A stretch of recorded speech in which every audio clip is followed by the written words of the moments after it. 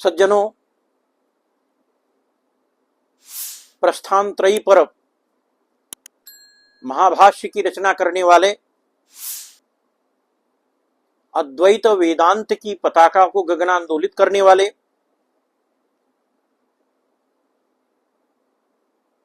सनातन धर्म के पुरस्कर्ता श्रीमदाद्य शंकराचार्य जी ने अनेक स्तोत्रों का प्रणयन किया है, परंतु यह निर्विवाद सत्य है कि सौंदर्य लहरी काव्य मीमांसा की दृष्टि से और तंत्र साधना की दृष्टि से अनुपम, अप्रतिम और अद्वितीय ग्रंथ बन पड़ा है।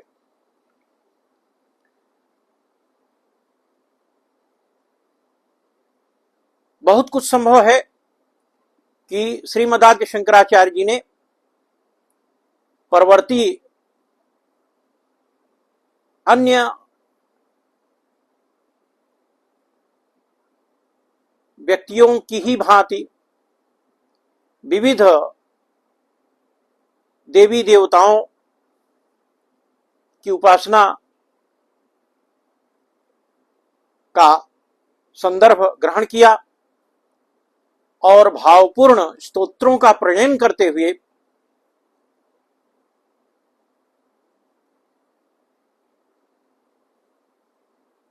सामाजिक कल्याण की दृष्टि से उसे समाज के समक्ष परोसा।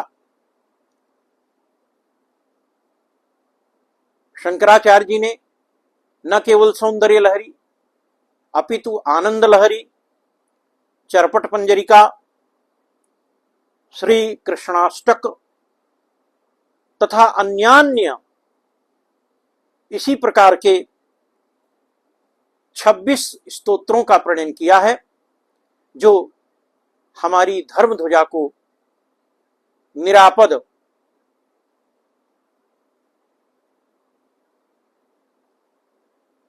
आनंदपूर्ण ढंग से गगनांदोलित करते हैं तथा इस जगत को महिमामंडित करते हैं।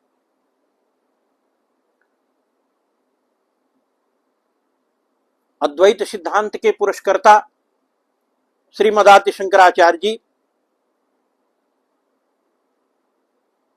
शाक्त मतावलंबी थे, साथ ही साथ श्री राजराजेश्वरी महात्रिपुर सुंदरी के उपासक भी थे।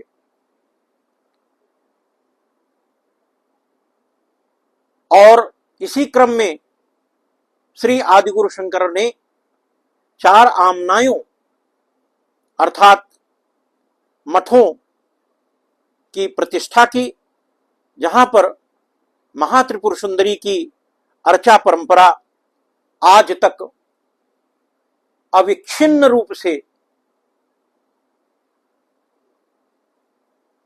चली आ रही है।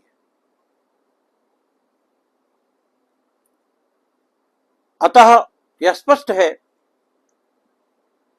कि 4 आमनायों का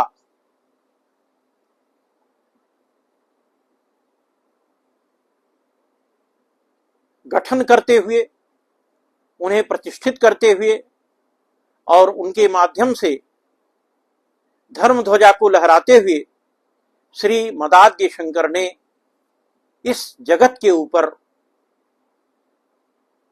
कल्याण की दृष्टि से, सनातन धर्म की दृष्टि से एक बहुत बड़ा उपकार किया है। सज्जनों, आज मैं उसी सौंदर्य लहरी के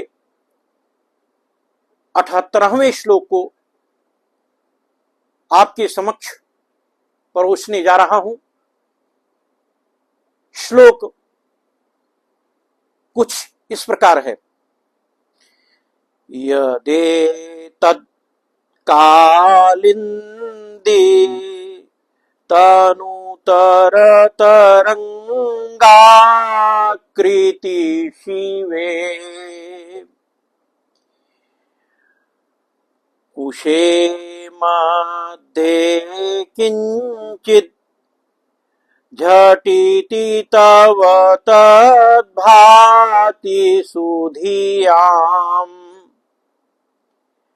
विमर्दादन्योन्यम् कुचकलशयोरन्तर्गतम्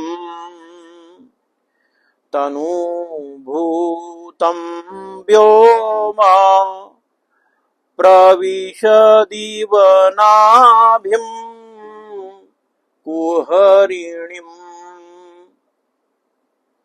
सुधीजन, इस श्लोक का जो शाब्दिक विमर्श है वह यह है कि हे शिवे, आपके कृश उदर के ऊपर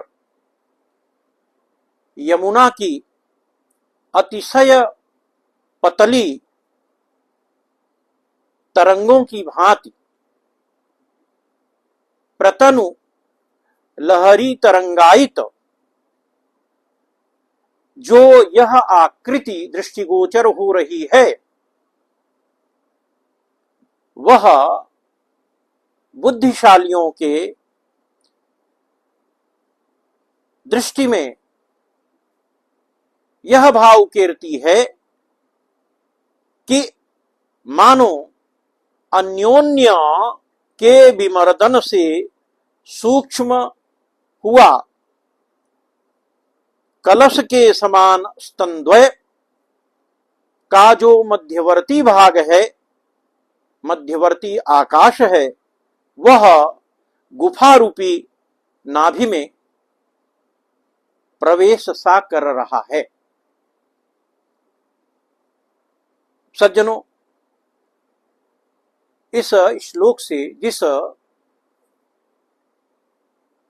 श्री यंत्र की निष्पत्ति होती है वह